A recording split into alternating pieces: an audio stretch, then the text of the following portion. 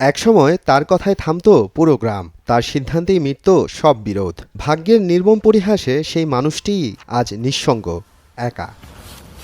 খাগড়াছড়ি দীঘিনালার কল্প মহাজনপাড়ার বাসিন্দা ললিত কারবারি একসময় ছিলেন সবার ভরসার আশ্রয়স্থল। মীমাংসা করতেন পারিবারিক বিরোধ, করতেন সামাজিক বিচার।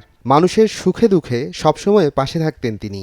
6 ছেলে মেয়ে, নাতি নাতনি মিলিয়ে হাসি আর কোলাহলে ভরা ছিল তার বাড়ির উঠোন। কিন্তু সময়ের সাথে সাথে বদলে গেছে সেই চিত্র। 3 বছর আগে নারিকেল গাছ থেকে পড়ে মারাত্মক আঘাত পান তিনি। থেমে যায় কাজ করার সক্ষমতা। চিকিৎসার জন্য বিক্রি করেছেন 2 একর জমি, খরচ করেছেন 3.5 লাখ টাকা, তবুও পুরোপুরি সুস্থ হননি। স্ত্রী মারা গেছেন অনেক আগেই, এক মেয়ে মারা গেছে অসুখে, ছোট ছেলে মারা গেছে পাহাড় থেকে পড়ে, মেজ ছেলে থাকে আলাদা, বড় ছেলে কাছে থেকেও কোনো খোঁজ নেন না। অসুস্থ শরীর নিয়ে একাই করতে হয় রান্না বাড়া, যাবতীয় সব কাজ। রাতে ঘুম আসে না ব্যথায়, সকালে ঘুম ভাঙে অনিশ্চয়তায়। তবুও জীবনযুদ্ধে হার মানেননি ললিত। নিজের বাগান থেকে বাঁশ নিয়ে ধীরে ধীরে তৈরি করেন হস্তশিল্প, ঝুড়ি, ডালা, ট্রে, মগ, শোপিস ইত্যাদি। প্রতিটি পণ্যে লুকিয়ে থাকে তার না বলা সংগ্রামের গল্প। প্রতি সোম আর বৃহস্পতিবার খাগড়াছড়ি হাটে বসেন তিনি, অন্যদিন বিক্রি করেন রাস্তার পাশে। নারকল ডাব ফাটো গিয়া ওই গাছ থেকে পড়িয়া মেরুদণ্ড ভাঙে গেছে। 2 একর জায়গা বিক্রি করিয়া চিকিৎসা শুরু করছি। পানছড়ি গেল বৈদ্যর কাছে, সন্দক ছেড়ে গেল বৈদ্যর কাছে, চট্টগ্রামে 2বার গেছি ডাক্তারের কাছে, দীঘিনালা বৈদ্যর কাছে চলে গেছে। এখন মোটামুটি কোন রকম চলে আর কি। আমি ওই এখন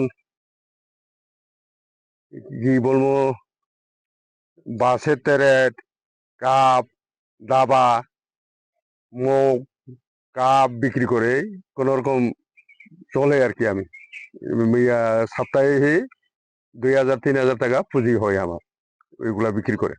খাগড়াছড়ি শহরে 14 বছর রিক্সা চালাইছি আমি। মেয়ে ছেলেদেরকে মানুষ করেছি, লেখাপড়া শিখাইছি।